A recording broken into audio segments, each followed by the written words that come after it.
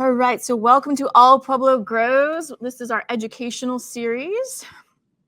Real quick, CSU has an equal opportunity access and non-discrimination statement. If we can make anything more accessible for you, let us know, or if you have any questions, please reach out. Okay, so my name is Amanda Weidner. I'm the horticulture specialist for Pueblo County CSU Extension Office. Today we're presenting on cool season crops.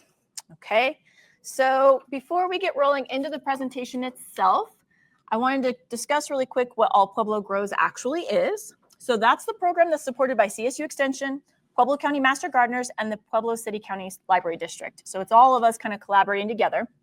And through that collaboration, we are offering you guys all those free seed libraries that you'll find at the different branches throughout the county, as well as these like educational series that we try to put on through the whole growing season that are timely for what's going on in the garden to kind of help everybody get on track and get the most success out of their gardens.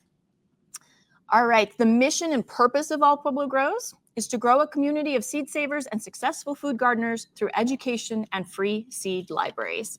So that's what we're all about. If you're interested in participating, which tonight you obviously are, but if you're interested in the future as well, there's some different ways you can do that. First of all, check out those seed packets for sure. Every time you visit, you can check out up to 5 packets. You just need your library card to do it. So you show up, pick out what you like, go over there, check them out like you would a book.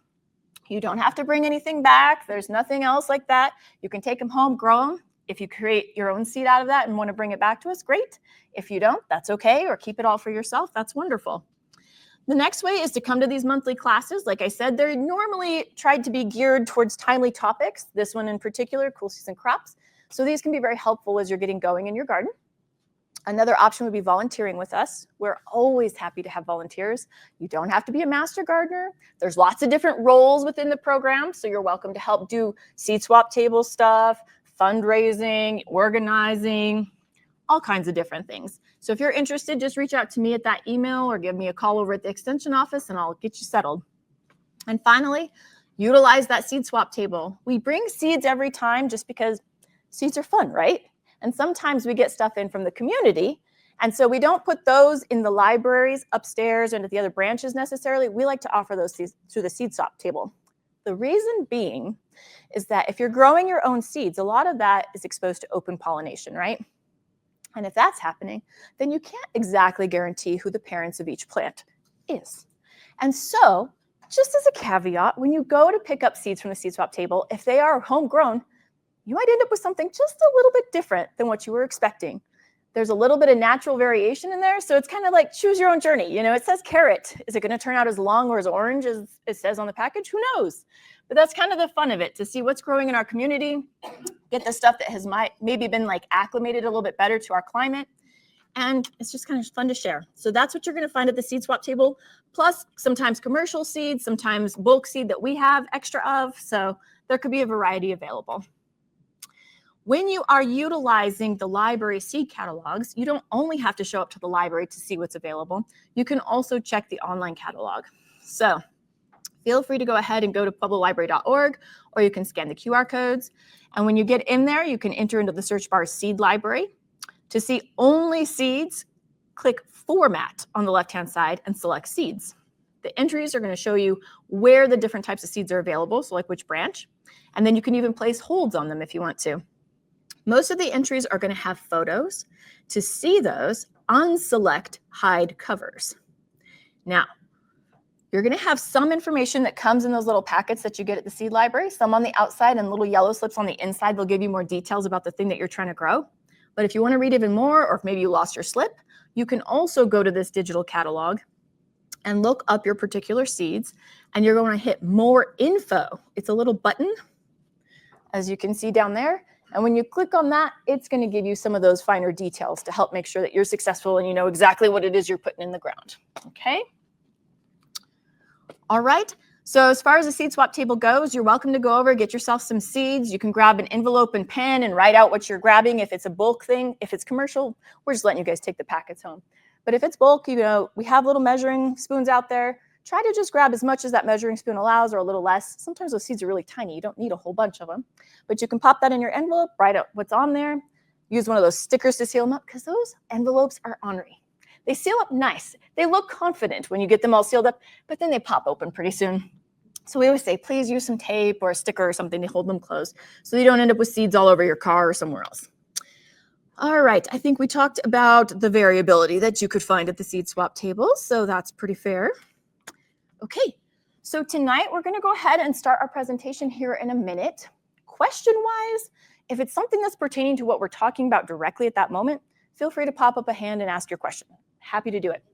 If it's something that would be better left for later, we'll have time for questions at the end, or we can kind of mill about at the end for discussion. You can talk to one of my two master gardeners up here. You could chat with me. So questions are welcome. So after that discussion and question time, like I said, hit up that seed swap table. We've got lots of information over here. Some of it's handouts, some of it's resources, things like that for you. And otherwise, let me go ahead and introduce my master gardener people over here. I've got a master gardener apprentice, Courtney, right here. And then my master gardener, Kathleen, right here. So if you guys have any other questions or need anything or whatever, go ahead and let them know. They'll be happy to help as well. And then I am the sole presenter tonight. So let's hope my voice holds up. All right. So getting started with cool season crops. What does it mean to be a cool season crop, right? These crops are the ones that are going to be happier even at cooler temperatures. Not just that they can survive them or thrive. They are doing amazing work at these temperatures, and they're going to hate it if it gets too hot. So this is the time to grow them, okay? They're happy when average temperatures are about 55 to 75 degrees Fahrenheit. They're going to have evolutionary characteristics that help them survive these cooler temperatures too. They're going to have that bluish green color, more wrinkly leaves a lot of times. That helps hold the heat in. They're able to utilize their sugars as kind of almost like a type of antifreeze. So it helps keep them going even when other plants are suffering or struggling. Okay. Sometimes their leaves will be kind of curly, wavy, textured. Like I said, helps trap some of that warmer air in there.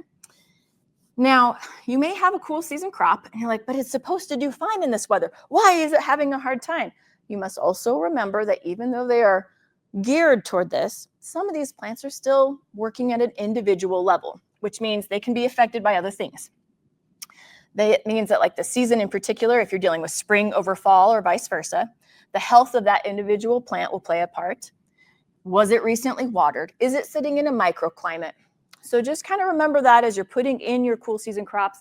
Where are they going? What's their situation? If it's fall, but they've been struggling like since July when you first planted them, they've had bugs and other issues, they're probably not going to have as much resilience as a otherwise healthy plant would as those cooler temperatures come on in. Okay, so kind of keep that in mind as a gardener. Be gentle with yourself. If things fail, that's okay. It's not always on you. Sometimes it's just nature.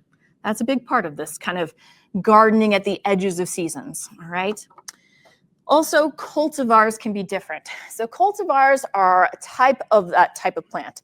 You might have a broccoli, but then breeders have been working to change certain aspects of that broccoli, and they found a way to make it crunchier or last longer or grow bigger. And so once they get those genes figured out, that breeding is figured out, well, then they've got a new cultivar that they can offer up to the market. And so sometimes our cultivars can be a little different than the originals, right? That means that maybe they'll be more cold hardy, maybe they'll be less, maybe they'll just be a different color. It can mean a lot of different things, but just know as you're trying to consider what's going in your garden this year, take that into account, see what that cultivar is supposed to be like performance-wise. Don't ever just assume. Finally, some of these cold season crops are nice because they improve in flavor with the cold, right? You've probably all heard that. Like if it gets a little cold before you harvest your carrots, they're a little sweeter. Sometimes your crops will be a little crunchier. They have a better, stronger flavor to them. Also, if you leave carrots too long, they will get really bitter and gross. So it's kind of a sweet spot. You're trying to figure things out, but just know that that is a possibility as well, which is kind of a nice little bonus. Okay, so when we're talking about different levels of cold tolerance, the first one would be cold hardy. These guys are tough. These are the toughest of the tough. So this is where like the brassicas are going to fall in. Arugula, broccoli, Brussels sprouts, cabbage, collards, kale, kohlrabi, mustards, lettuces, spinach, the grown-up veg, right? Like we can handle these. They've got a lot of flavor. They've got some interesting textures. Root crops, that's a strong flavor for like beets. Then you've got carrots, parsnips, rutabaga, turnips. Bulb and green onions are good. Leeks and garlic, they can handle quite a bit. For these guys, the minimum spring temperature should be 36 degrees Fahrenheit or above. and the minimum fall temperature will be 25 degrees Fahrenheit or above. The difference is because you're working with either fresh plants or established plants, right? In spring, everybody's just getting going. They're still establishing those root systems. They're getting life figured out. They're dealing with a bunch of fluctuations. They're hanging on. By fall, though, they've got their root systems in place. They've been kind of babied maybe through part of the summer. They're ready to go. They can handle more of that change and fluctuation. So then we've got frost tolerant. This is the next level down. That would be bok choy, cauliflower, celeriac, celery, chard, parsley, peas, and radishes. These guys prefer 36 degrees or above for spring, but 32 or above for fall. So they are a little bit more picky. They can't go quite as low as the true cold hardy ones. Then we move into frost sensitive. So this would be beans, sweet corn, snap peas. We think of snap peas as pretty cool tolerant, right? But they aren't quite as much as some of those other things. So spring minimum temperature is going to be 40 degrees Fahrenheit, preferably higher, and the fall minimum temperature of 36 degrees Fahrenheit with no frost tolerance at all. So if they're getting hit with frost, you might end up with a plant that's not going to be performing much after that. They will not handle it, and it might completely knock them back enough that they're not going to perform anymore. And then finally, the warm lovers, like these guys, no interest. We do not want to be growing in the cold, and if it's coming, we're out of here. So that would be tomatoes, cucumbers, eggplants, melons, okra, peppers, pumpkins, summer squash, winter squash, sweet potatoes. These guys like it really warm and toasty, right? So their spring minimum temperature is 50 degrees Fahrenheit, but preferably higher. And then a fall minimum temperature of 40 degrees Fahrenheit. Also, no frost tolerance at all, of course. So that kind of breaks up everybody into their groups. And that gives you an idea that even though it might be a cool season crop, it depends where on the spectrum that cool is landing, right?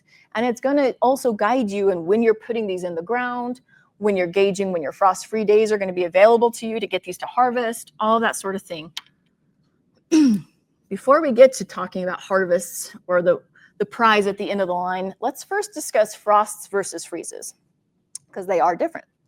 So frost is happening when there's water vapor in the air and then the ice crystals precipitate out as the air cools. So it cools down, we get ice crystals instead of that water vapor. It's going to happen around 32 degrees. If it's not freezing, then it's just going to look like dew, right? So the temps are going to drop into the mid-30s. Oftentimes this is associated with clear skies, calm winds. It all just kind of settles in. This can form on leaves, the ground, our cars, other surfaces, all that stuff. We'll see it all over the place. Plants, when you're just getting a frost, they can still be protected, right? So you can protect them with like a sheet or row cover, barrier cloth of some kind. That will usually do the trick. A frost is not too serious. It's just protecting the really sensitive ones who are not ready for it. As you know, in Colorado, we get some of that weather that sneaks up on us, right? And we're not ready for it either. So we're just protecting those guys from some extremes. Now, freezes, on the other hand, this is the extreme.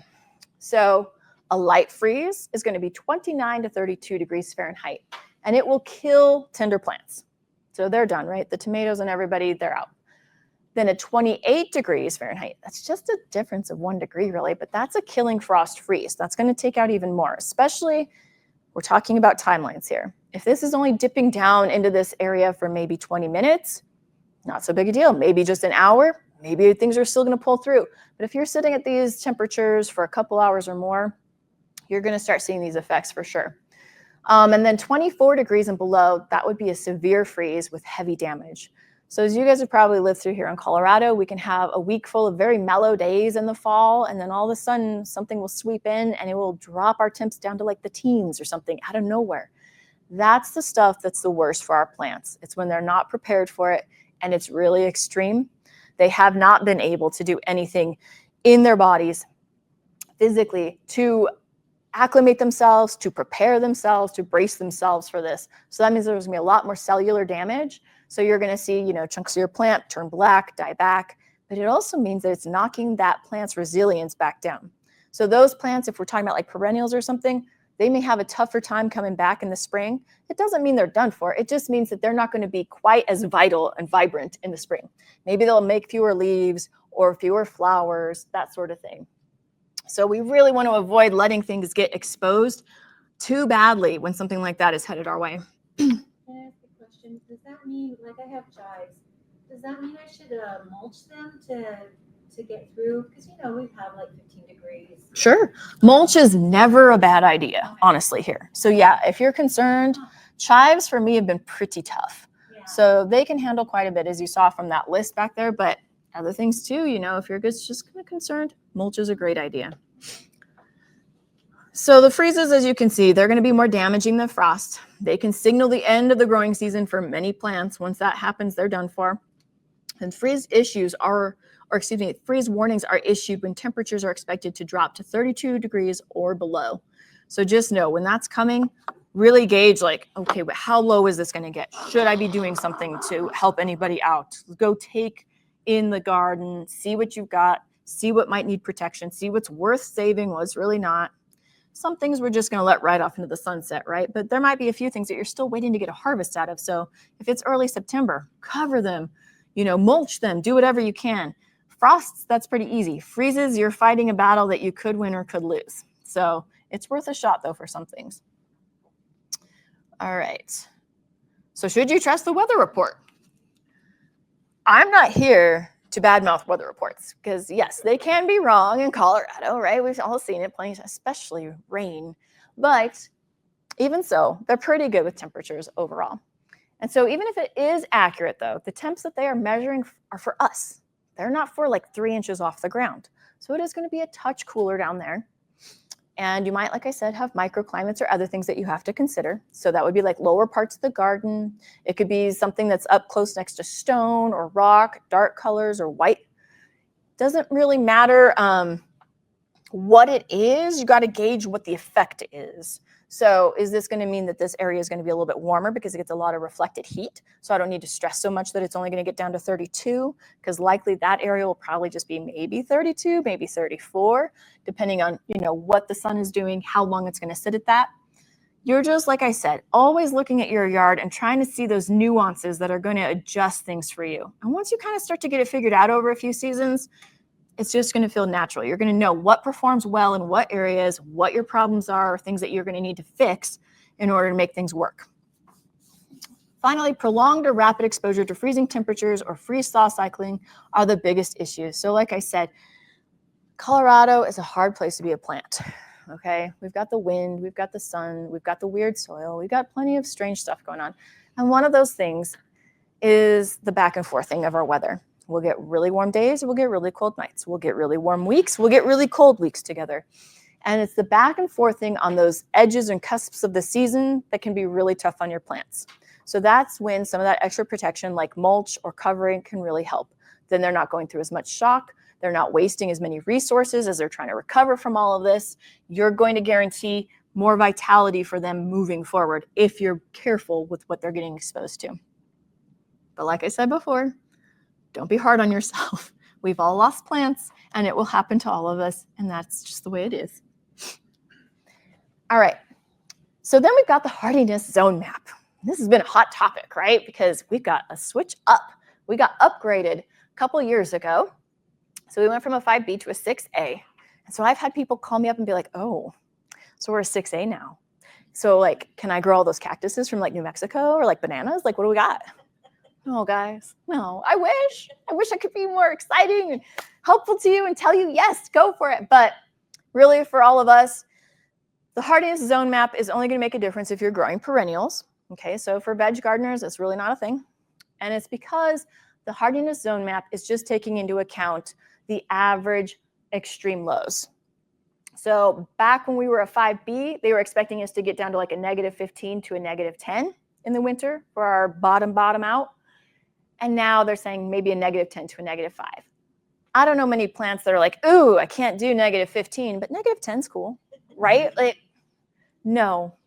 Unfortunately, it means next to nothing for most of us. And I keep trying to tell people, please, don't garden according to that.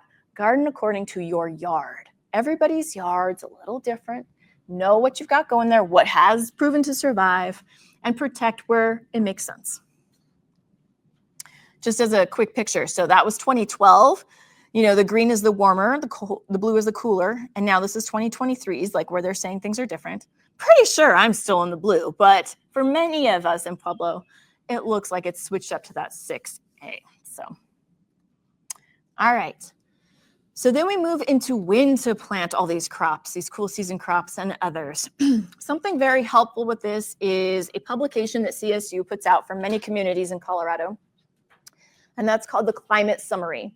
And so it's in something called a garden note. CSU has different publications for horticulture, and one of those are garden notes. Another one is horticultural fact sheets, and then we've got plant talks. And they all have like numbers to correspond because boy, is there a ton of information out there by CSU. So this guy in particular for Pueblo is garden note number 751. So if you ever want to Google it and just find it right there, that's where it is. Now, real quick, it's going to say that this was created in 2008. Now, is that a problem? I mean, we've got climate change going on. Like, do I need to worry about this? Is this even accurate anymore? Yes, even with climate change, we're not getting such huge swings that is going to change our averages that much. And that's what is down here at the bottom, are these averages. They're giving you a % chance of what you can expect. And right now, that has not shifted enough that this is going to change your planting times or your percentages by very much at all, if at all. Okay, so don't stress about that part. Now, the way that we're looking at this, if you're looking, it's going to give you your temperature threshold, right? So for spring frost probabilities, the chances or likelihood that you're going to hit these temperatures by that date corresponds to those numbers at top, okay? So by April 14th, it's going to be a 90% chance that it won't get any lower than 32 degrees, okay? And then you've got April 8th, March 25th as you're getting lower and lower, okay? And so it corresponds all the way over. So you're going to look at spring frost probabilities, fall frost probabilities, and then finally the length of frost-free season. So that's just how many days they're guessing that you could have without any frost for your entire growing season to count on, so that you kind of know what to expect for your plants and how long they're going to have to actually get through that entire growing season that they put on those seed packets for you, that you're like, well, when will I be harvesting then? That will help guide you too when you're figuring out when to plant. Excuse me. Yeah. To reiterate that, when it says 90%, it's a 90% chance that up until April 14th, you'll hit 32 degrees. And by May 1st, it's only a 50% chance it will get down that low. Right. And then by May 13th, it's a really low chance it's going to be that low. So is that saying in a good time to plant? It's probably around May 1st. So for Pueblo, right. For Pueblo, if we're talking about warm season plants, we generally say Mother's Day, and there's a reason we do, right? It's because those first 2 weeks of May can be really iffy. So work with that 10-day forecast, but yeah. Cool season, let me show you the next slide and I'll give you a better idea of it. This is the second part to the climate summary, which is also super helpful. So this guy is going to give you all of your season, your growing season here, and then notch in what you should be starting or putting in or what that season is going to look like for those particular crops. So right here, mid-April, 40 to 45 days would be the growing season for these cool season crops of spinach and lettuce, right? 50 to 55 days for kohlrabi, and then you got 60 to 70 days for those others, but that's all starting them around mid-April. Can you start earlier than mid-April? Yes, but your chances of harder frosts or freezes are a little higher. You might need to use more protection, and we'll talk about that in a second, but if you've got other protection methods, then that means you can try to stretch it. That's what they're always talking about, is extending the season. Well, you can extend it back, or you can extend it forward, depending on which season you're in, whether it's spring or fall. But this will give you that safe zone where you're like, all right, they're going to make it now. And as you see, mid-May is where we're hitting for Pueblo for all those warm season crops. So if that helps. These guys are over here because sometimes you'll hear about people doing like a fall harvest. So they'll be doing succession planting. So come mid-July, they're going to replant cool season crops. And you're like, but it's so hot. Well, yes, but it will be cooling down. So those crops will have a chance to get their root systems, like I said, kind of established. They may be kind of like, oh, I'm not really into this. It's so hot. But as it cools, they will get stronger and stronger until you finally get a frost or a freeze. And so For them, you can take them through to like mid-September. We all kind of know that it can go into like October easily without a frost. So you might get even more of a harvest off of those than you're planning on, but it is possible. Is that from seed or plant? Because sometimes they say when it says 60 to 70 day, that might be from plants. Right. Yeah, I totally understand you. As far as I know, I think this is from seed. I would need to look at the whole thing again. And I think we have some of those over there, but I'm pretty sure it's from seed. And that's a good point, which we're going to touch on here in just 1 second. Even with tomatoes, For what? with the other slide, the tomatoes. For a fall season or just for a general Spring, planting? yeah, for spring, you'd want to start them sooner than May. Right. So for tomatoes, that would be a transplant, right? That's when they can go in. And that's a good point too. So for some of these, even like watermelons and things, they don't like to be transplanted. So those are going to be seeds. But tomatoes, you can't just start from seed in the ground by mid-May. They will not make it to harvest. It's just not a long enough season for them. So some of these you're going to have to look at and be like, well, does that make sense though? Because you're right. It could go either way depending on the particular type. I think most of them are for seeds, but some of them you might have to have transplants. Okay. So then that would bring me to this guy. This in particular was offered up by the National Gardening Association, but there's plenty of these out there on the web. And what it is you basically just put in the information for where you live, and it gives you this nice calendar of when you can be planting these different things. And this one's especially nice because it even tells you, well, DS will mean direct seed, and SI will be start inside, and TR will be transplant out. So they tell you the month and for what type of planting you can be doing. Yeah, exactly. And so that helps you gauge when you can be putting these things in the ground versus transplanting them out, that sort of thing. And that does align, April 30th to May 14th. If you got a good 10-day forecast, you could probably pop your tomatoes in on the earlier side of May, right? But something like that takes a lot of the guesswork out for us. We've got all these magical tools at our disposal. We may as well use them. So I know that they do this. Johnny's, I think, does something like this, and there's probably plenty more out there. And it's nice to have. I would encourage you, no end, write down a plan. Whether you're using a calendar itself, a planner devoted just to your garden, a garden journal, or just some pieces of paper. If you're planning on doing seeds and transplants and trying to figure everything out about when to go in, make yourself a plan and a schedule. Because it's so easy as things get busy in spring and summer in our personal lives and things are going on to be like, oh, I didn't get that in this weekend. Well, I'll push it to next weekend. But before you know it, you're pushing your harvest dates out and you're getting into the danger zone there sometimes. So it's worth it to have a plan to know where your wiggle room is and where it isn't. Real quick, this is just a nice little visual of what we're doing as we start to think about trying to protect these plants. So the sun is going to warm up that soil during the day, right? That heat is going to sit inside of the earth. And then overnight, you're going to cover the plant. You're trapping that heat in there with the plant. And so it's going to radiate up throughout the night to kind of keep that air temperature a little bit more ambient. And then in the morning, once things have warmed up enough, you're going to want to uncover the plant so you don't cook it under its blanket. But that's kind of just what you're shooting for. That's what's happening here. And the reason we're talking about that is because now we're going to talk about fabric and floating row covers.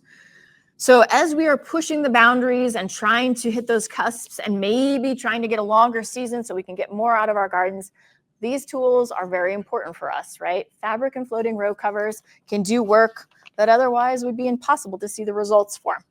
They're going to increase the temperature and the humidity around those plants. They can provide between 2 and 8 degrees of frost protection. So that means of Fahrenheit frost protection.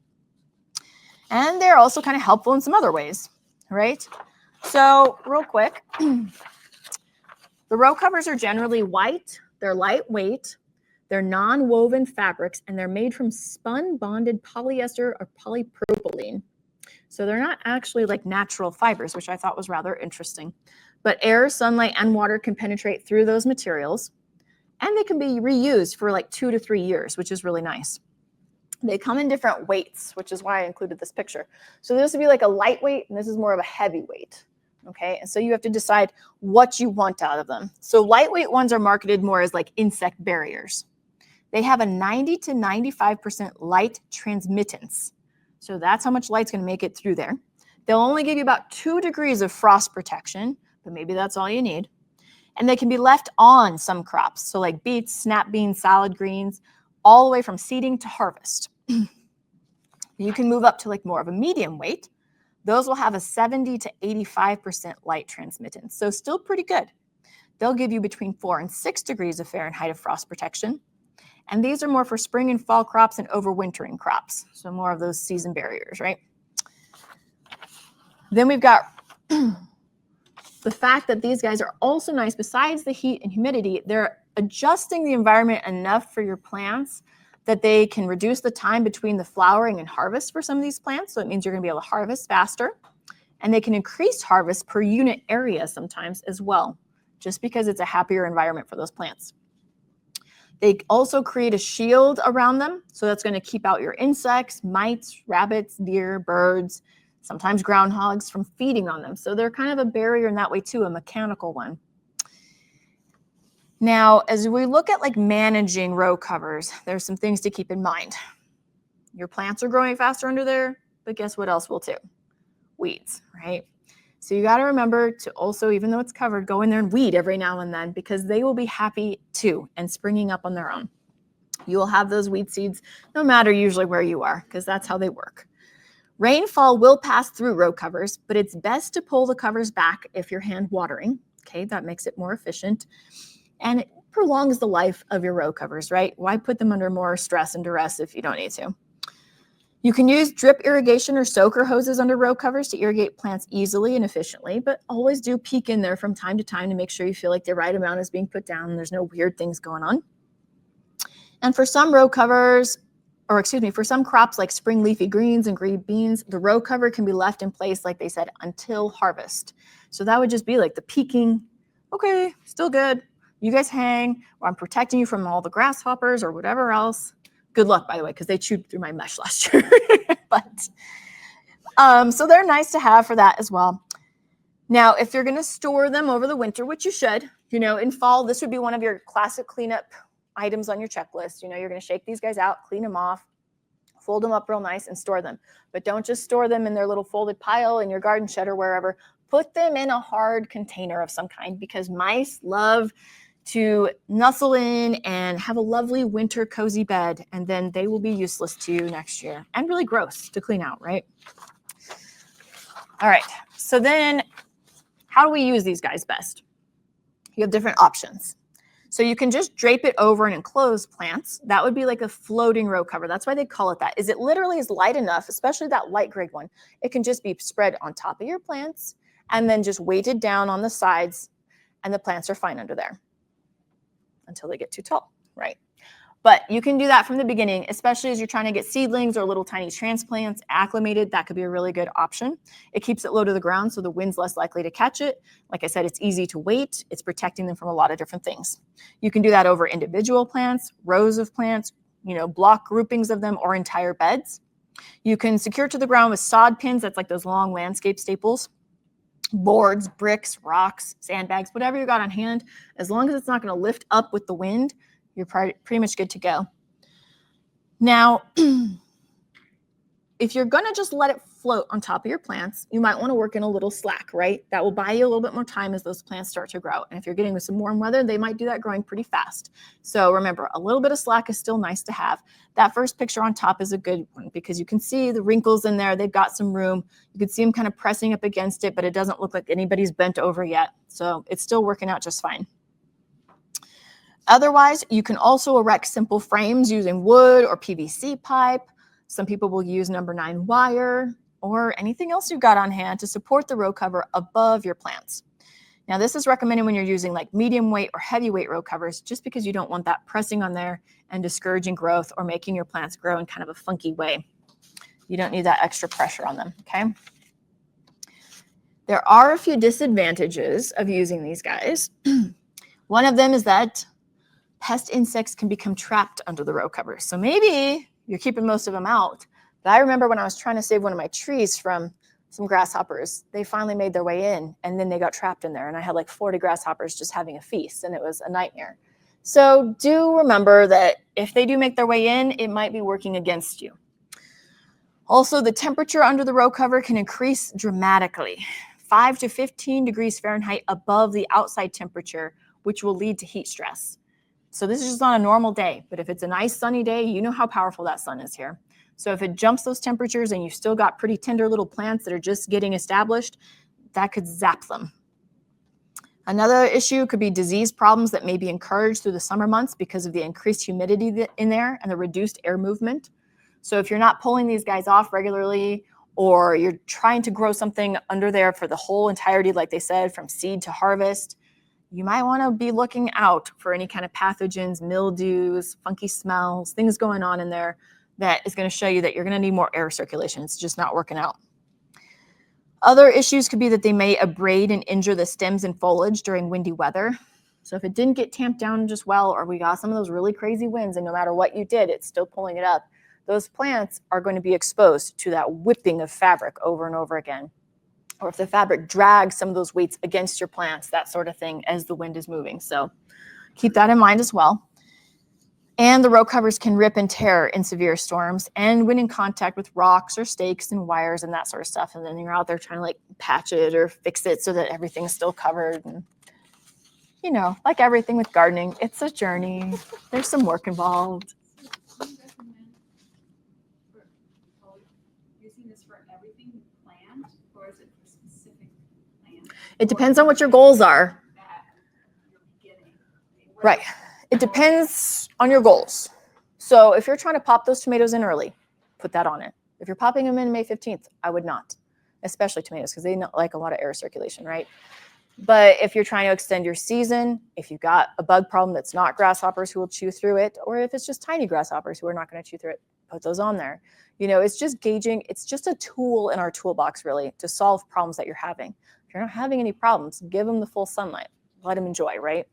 So this is more just like, if it makes sense for your situation or for the stressors or pressures that your plants are getting, then it's an option. All right, so row cover life is typically 1 to 3 years, like I said, depending on weight, the use, if you're storing it well, the weather conditions that it's living through. And it's not currently recyclable, so unfortunately it's not very sustainable, but like I said, you can make it last for a little bit. The next type of cover or barrier that you can look at is like an insect mesh. So this is more of like a netting. It's a see-through mesh fabric, also made from polyethylene, usually white in color. It can also be called insect barrier and micro mesh on the market. And so it's a really good option for protecting crops during the summer when row covers would build up excessive heat. That's because the light transmission and air transmission in these guys, that would be this picture right here, that's actually that plastic mesh, is much higher. So it's getting a lot more movement through there. It's a flexible material, but heavier than row covers. So it's best used over a frame. It is UV stabilized and should last at least 5 growing seasons. So that can be really good. If all you're worried about are insects, that's the way to go. They can make it small enough that that mesh will even keep out thrips. That's those little tiny things that like to live in our roses, you know, they're itsy bitsy. So this could be really great if that's what you're shooting for.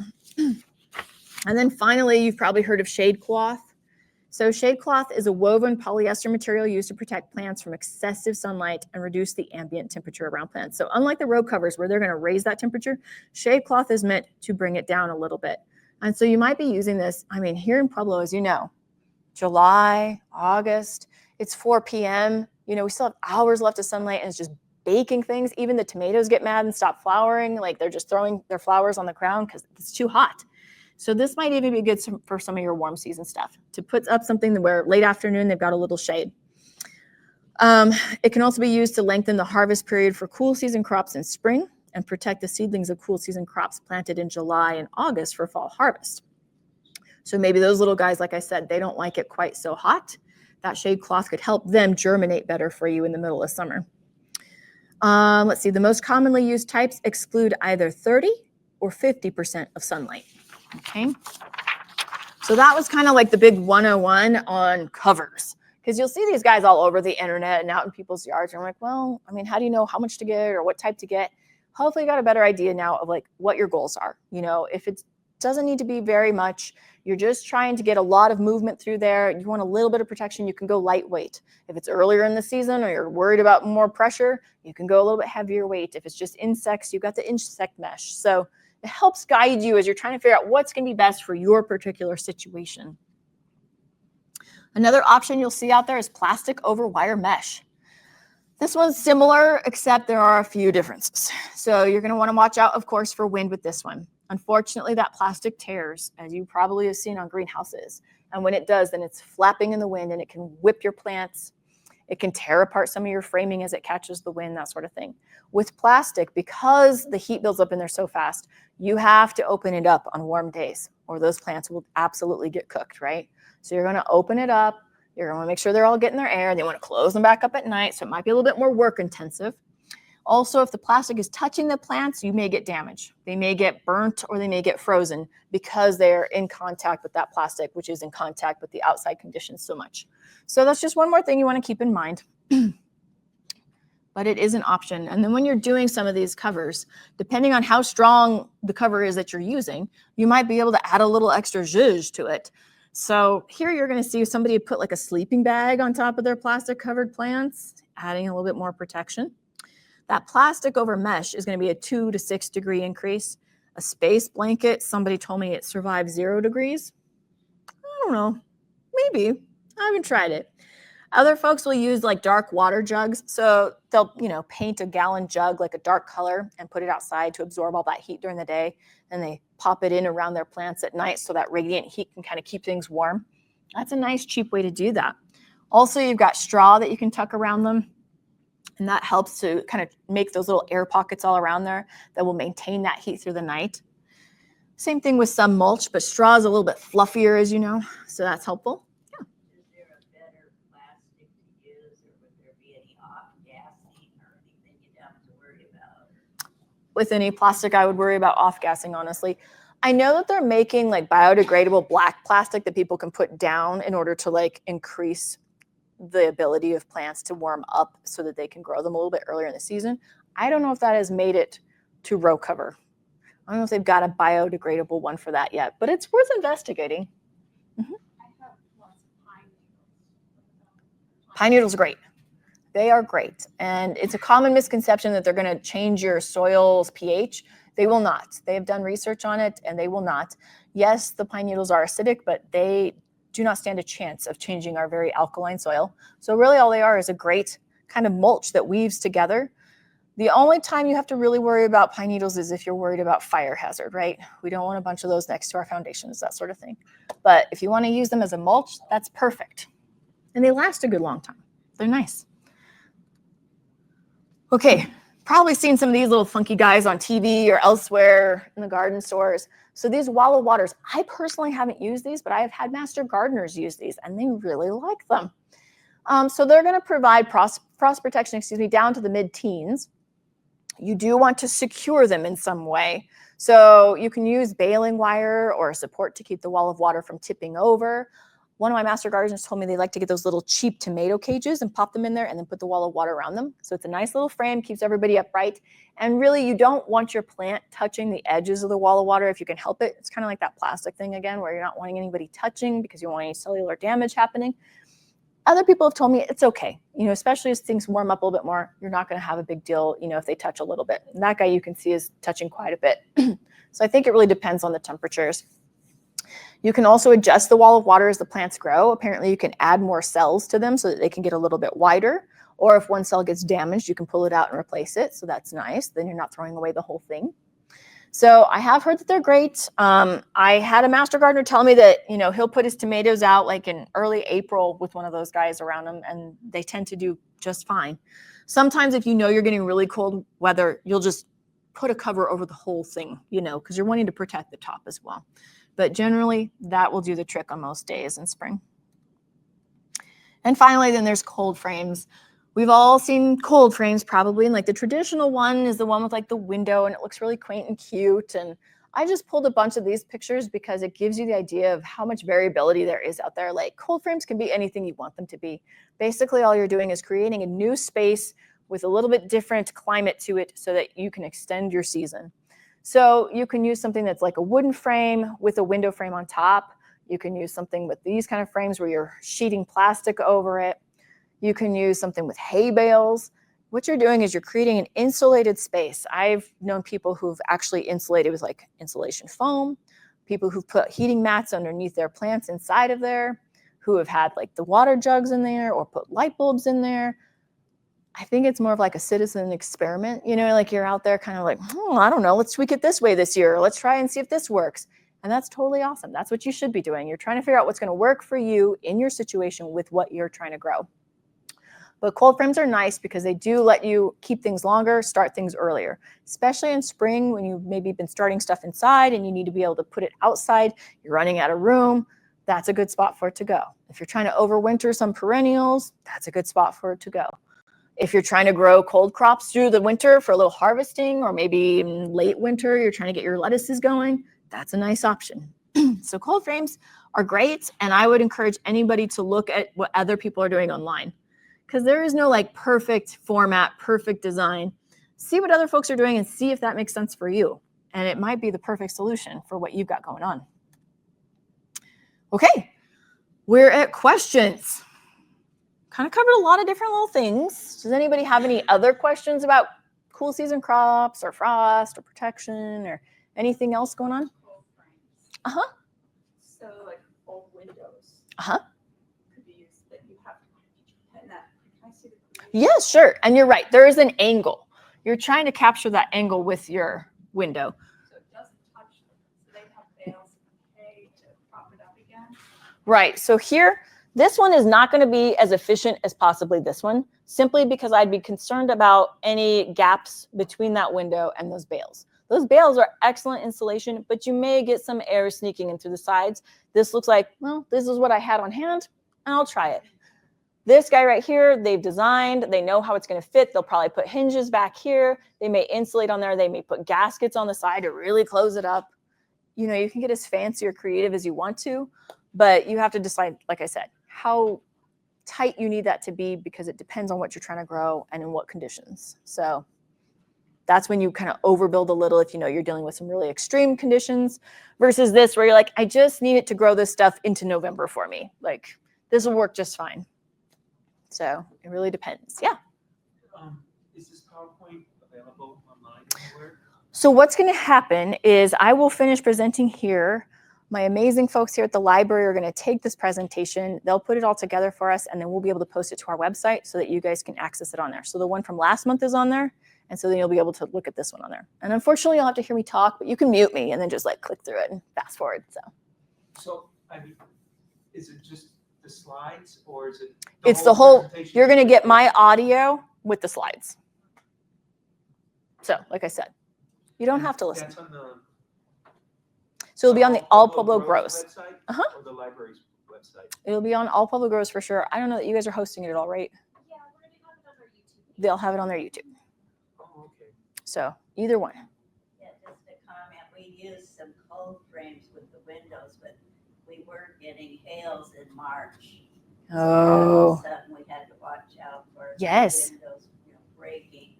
And then another thing, they got so hot, I had to put like a real light paint, Oh, yeah. water paint and kind of paint them so they wouldn't bake everything. Yeah, you're right. And sometimes you have to go ahead and prop a piece of wood in there or something else to get that airflow, cool them out during the day, that sort of thing.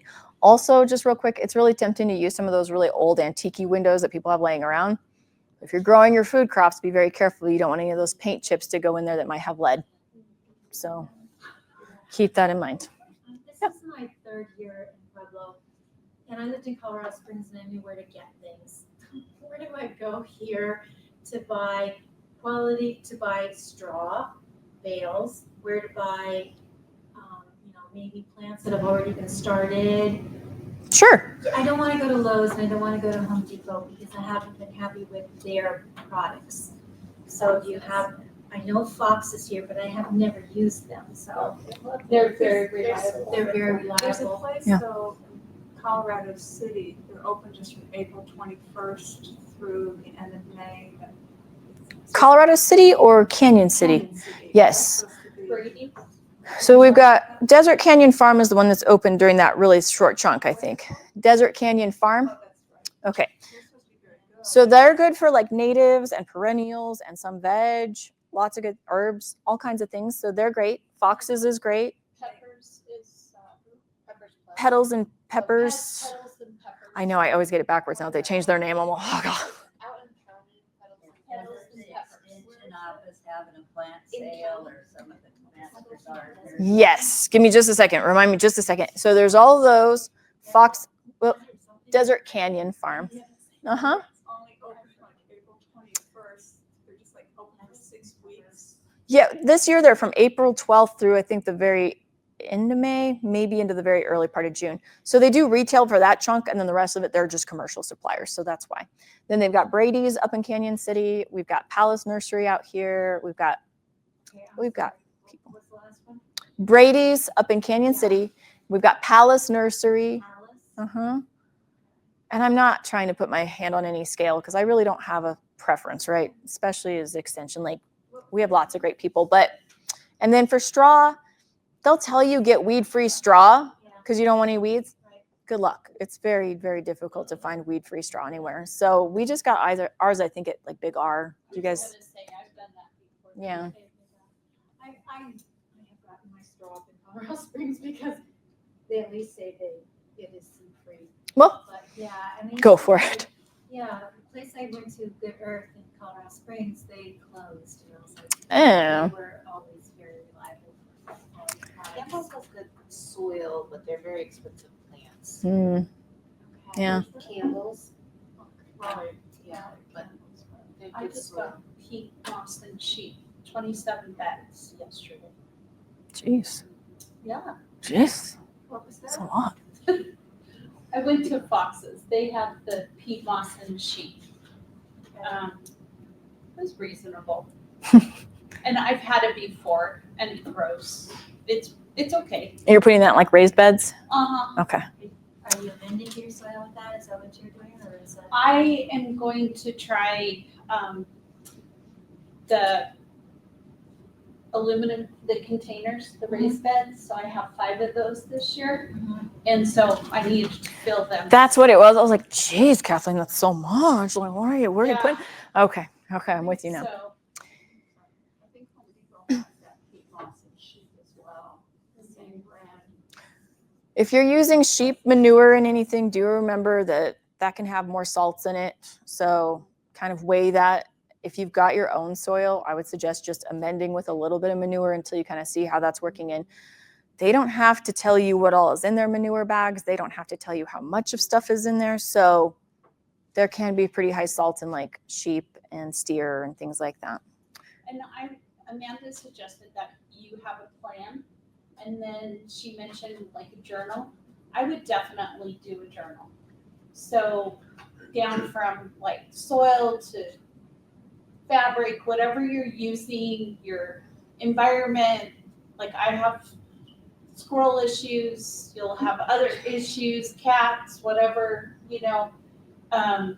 maybe what the temperature is, maybe how much watering, where you planted your plants, and if you're gonna rotate them, insects, and then that way you have that data.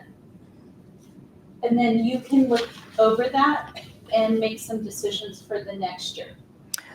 And I have to tell you, it is so rewarding because I was like nerding out. Every couple years, I'll be the nerd and I'll be like making my Jeffersonian like journal. And I'm like, okay, the temperature high this day and the low was this, and the daffodils are 2 inches high and they're going to bloom on this, And so I will do that every few years so that I can kind of keep track. And it lets me know like where we're at with the year. Are we behind on water? Are we dealing with some new things and stuff like that? So it is super useful and it's just plain entertaining. Do you have a question? A couple of them. What is the website for All Pueblo Grows? It's allpueblogrows.org. .org. Yep. Okay, and she mentioned soil testing. I saw where there's something from Denver. Yep. Is there anything local? There's nothing local, unfortunately.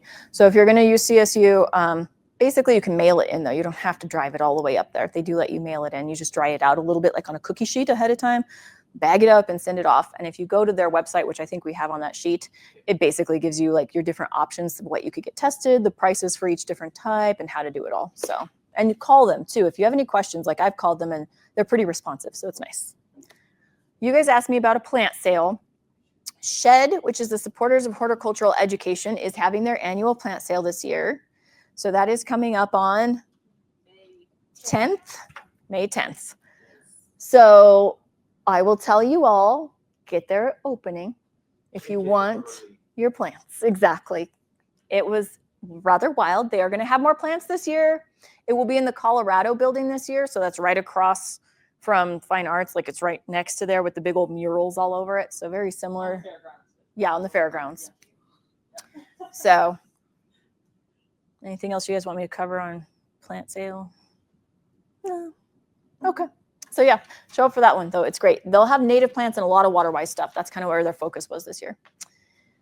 Okay. Anything else? Anybody else? You guys do have evaluations in front of you. If you haven't already, please fill those out for me. They're super helpful for us because it allows us to show the county and CSU what we're doing, you know, what the community's interested in, that sort of thing. So many, many thanks to you for that. And thank you so much for coming tonight. Really quick, we do have our next presentation coming up next month on April 24th. That one is going to be on transplanting and weeds, because it'll be about that time. As you've noticed, the weeds are already starting to peek up their little heads. So that one will be good. Also, if you're looking for anything to do with gardening, I am telling you now, just when you're Googling, type in CSU extension and then whatever your thing is, like ladybug issue, broccoli weird color, whatever it is, and there will be something out there. We have gobs and gobs of stuff out there for folks like you who are just trying to garden and figure things out and kind of want the deeper explanation of what's going on. It's all scientifically based, researched. So by all means, go ahead and visit our Master Gardener website, or like I said, just Google CSU extension, whatever it is. Okay. All right. Don't forget to grab seeds on your way out. Thank you so much, everybody.